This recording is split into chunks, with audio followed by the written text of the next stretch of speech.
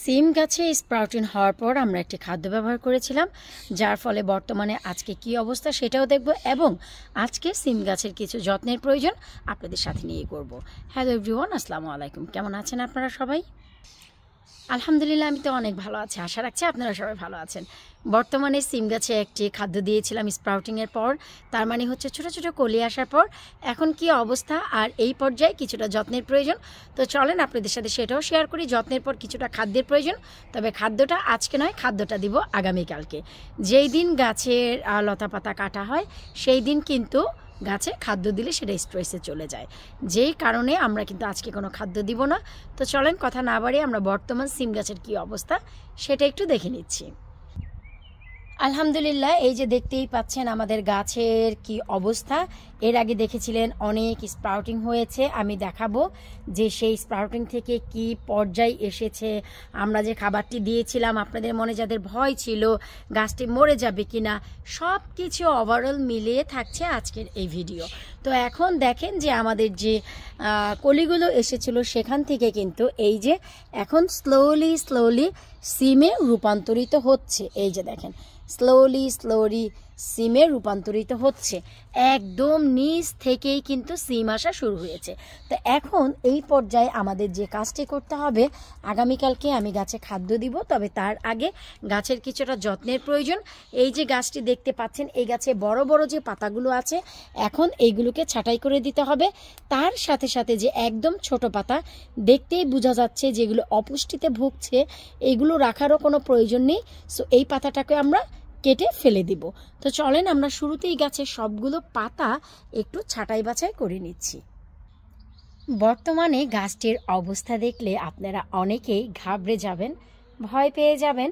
ভয় পাবার কিছুই নেই। একটি ভালো গাছের জন্য, ভালো ফলনের জন্য গাছের ট্রিমিং মোস্ট ইম্পর্ট্যান্ট।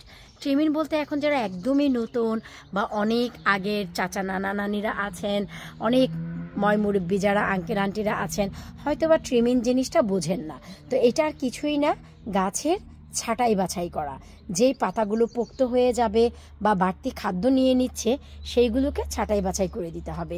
এই যে দেখেন নিচের দিক থেকে কিন্তু একদম সবগুলো পাতা আমি ছাঁটাই করে দিয়েছি। এতে করে কিন্তু এখন নিচের এই ফুলগুলো সম পরিমাণে আলো পাবে, বাতাস পাবে এবং যেইটুকু পাতা আছে ছোট ছোট, এরা বড় হবে। এরা ম্যাগনেসিয়ামের মাধ্যমে সূর্যের দ্বারা এখন এদের নিজেদের খাদ্য নিজেরাই জোগাড় করবে। এখন এরা সম্পূর্ণ এনার্জি, সম্পূর্ণ কনসেন্ট্রেট দেবে হচ্ছে এই যে কলি থেকে, আপনার ফুলগুলো থেকে শিমগুলোকে বের করার জন্য। এই যে দেখেন, কারণ এতদিন হচ্ছে পাতাগুলোকে কনসেন্ট্রেট দিয়েছে, তো এখন আমাদের আর পাতার দিকে কনসেন্ট্রেটের কোনো প্রয়োজন নেই। এখানে একটি বড় পাতা আছে, আমি এটাও বেছে দিচ্ছি। আবার এইখানে কোথায় যাচ্ছিস রে বাছাদন, বড় পাতা দুটিও ফেলে দিলাম। তো এখন আমাদের সময় হচ্ছে শিমগুলো যেহেতু বের হচ্ছে, এদের দিকে যেন গাছটা কনসেন্ট্রেট করে। কারণ এখন যদি এই পাতাগুলো বাড়াতে কনসেন্ট্রেট করতো, এই যে দেখেন মনোযোগী হতো যদি এই পাতাগুলোকে বড় বড় করতে, তাহলে কিন্তু এই পাতার দিকেই এনার্জি অনেক চলে যেত। আর সময়ের অভাবে এই শিমগুলো থেকে, এই কলিগুলো থেকে শিম বের হতে সময় লেগে যেত। আর এখানে কোন জাতের শিম বের হচ্ছে আশা করি আপনারা দেখলেও বুঝতে পারবেন। এই শিমটা অনেকটাই আমার যে ঘিয়া শিম সেটার মতোই শিম। ওরে আল্লাহ, আমি ওতে পাগল হয়ে গিয়েছি। আমার যে ঘিয়া সিম যা আপনারা গত বছর দেখেছেন, এটা হচ্ছে কেরালা সিম, লম্বাটে হবে। আর কেরালা সিম বলতে অনেকেই খাটো জাতের সিম মনে করেন, আসলে কেরালা সিমটা হচ্ছে অনেক লম্বা হয়, একদম এই যে এরকম লতা পাতা উপর পর্যন্ত উঠে যাবে আর একদম নিচ থেকে ফলন আসবে। এটাই হচ্ছে কেরালা সিম। আর খাটো জাতের সিম হচ্ছে এইটাই যে দেখতে পাচ্ছেন সিমটা এই পর্যন্ত হয়েছে, আর বেশি বাড়বে না। এখনই এরা সিম দেওয়ার জন্য ডগা পাতা ছেড়ে দিবে। সো আপনারা খাটো জাতের সিম আর কেরালা সিমকে মিলিয়ে ফেলেন। তো কেরালা সিম হচ্ছে এইটা, আর খাটো জাতের সিম সেটা হচ্ছে বাড়ি 5, সেটাকেই বলে খাটো জাতের সিম। এই যে দেখেন ভেতরের দিক দিয়ে যদি আপনারা একটু লক্ষ্য করেন, আলহামদুলিল্লাহ এই যে দেখেন শিম চলে এসেছে। তো এই যত্নটা এই সময় মোস্ট ইম্পর্টেন্ট। গাছের যে দুর্বল শাখাগুলো আছে সেগুলোকে কেটে দিতে হবে, বড় বড় পুক্ত পাতাগুলোকে কেটে দিতে হবে, নিচের দিকে ডালপালা কেটে হাওয়া বাতাসের ব্যবস্থা করতে হবে। এখন আমি জানি যে এই পটে ফুলগুলো সব সরিয়ে ফেলা উচিত, গাছের নিচের দিকে মাটিগুলো খুঁড়ে দিতে হবে। আসলে কি আমার এত মায়া লাগছে বিশ্বাস করেন ফুলগুলো ফেলতে, তাই আমি ফেলছি না, ভালো লাগছে। আমি নিজেও জানি যে এটা রং, আমাদের আশেপাশে পরিষ্কার করে রাখতে হয়, মাটিগুলোকে খুঁড়িয়ে দিতে হয় যেন এনাফ এয়ার সার্কুলেট হয়, গাছের শিকড় যেন ভালো থাকে। দেখলাম গাছটায় কোনো ক্ষয়ক্ষতি হয়নি, গাছের পাতা কুঁকড়ে যায়নি।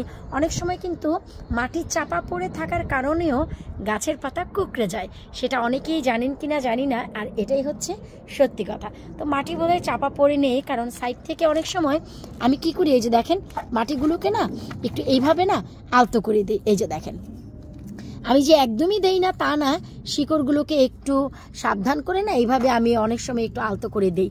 তবে চিন্তা করেছি যে সাইডের কিছু ফুল আমি কেটে ফেলবো এই গাছটার ভালো ভবিষ্যতের জন্য, কারণ এত ভালো ফলন এসেছে। আর এখন এই যত্নটাই হচ্ছে শেষ। আগামীকালকে ইনশাল্লাহ এই গাছে প্রচুর পরিমাণে আমি পটাশ ব্যবহার করব, লিকুইড পটাশিয়াম, যেটার ফলে এই সবগুলো ফুল যত এসেছে আরও নতুন করে ফুল আসবে, ডালে ডালে ফুল আসবে, আরও বেশি শিম আসবে এবং গাছটাকেও বাড়তে সাহায্য করবে। শিম গাছের এই যত্নটা এই সময় করে দেন, দেখবেন আপনাদের গাছেও ভুরি ভুরি শিম এসেছে, খেতেও পারবেন, নেক্সট ইয়ারের জন্য বীজও করতে পারবেন। তাছাড়া বীজের জন্য তো টেনশনের কিছুই নেই, lavanyakitchen.co.uk আমার ওয়েবসাইট তো আছেই। আর তাছাড়া সময় উপযোগী সময় মতন আপনারা আমার ওয়েবসাইটে কিন্তু বাংলাদেশীয় সব ধরনের গাছের চারাও পেয়ে যাবেন, সেটা সবাই জানেন। তো এই জন্য সবার শুরুতে আমাদের ভালো মানের ফলন করা দরকার, যেখান থেকে আমরা নিজেরা খেতেও পারবো প্লাস বীজও করতে পারবো। আশা রাখছি আজকের এই ভিডিওটা আপনাদের ভালো লেগেছে। কার কেমন লাগলো কমেন্ট বক্সে কমেন্ট করবেন। আল্লাহ হাফিজ।